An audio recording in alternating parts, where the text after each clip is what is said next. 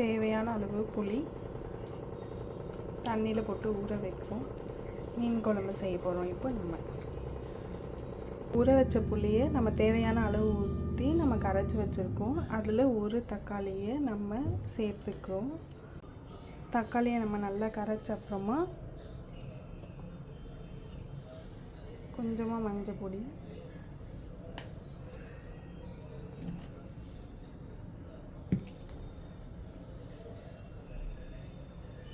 தேவையான அளவு மிளகாய் பொடி,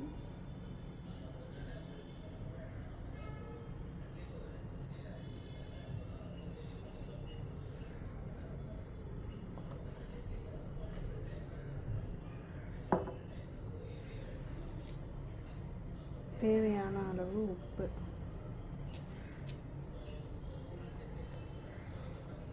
எல்லாம் போட்டு நல்லா மிக்ஸ் பண்ணிடுவோம். குழம்புக்கு தேவையான பொருள் நம்ம புளி கரைச்சி வச்சுருக்கோம் ரெடியாக.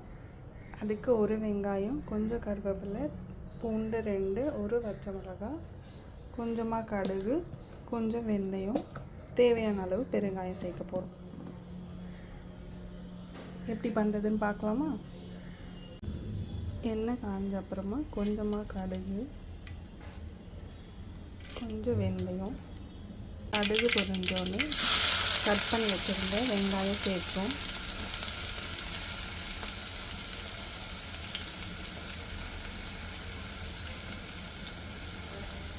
கருவேப்பிலை, பூண்டு, பச்சை மிளகாய்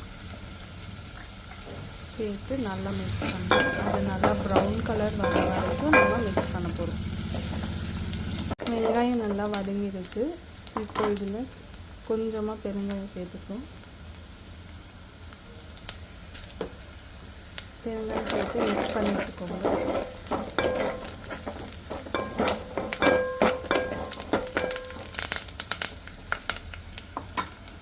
இப்போது இதில் நம்ம கரைச்சி வச்சுருந்த புளி சேர்க்க போகிறோம்.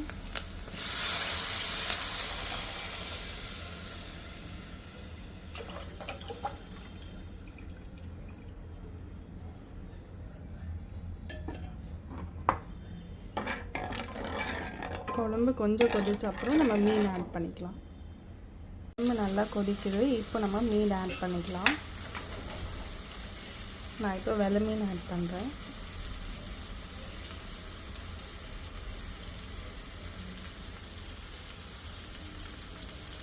மீன் ஆட் பண்ணிவிட்டு ஸ்டவ் ஸ்லோலே வைங்க. குழம்பு இந்த ஸ்டேஜ் வந்த அப்புறம் நம்ம அடுப்பு ஆஃப் பண்ணிக்கலாம்.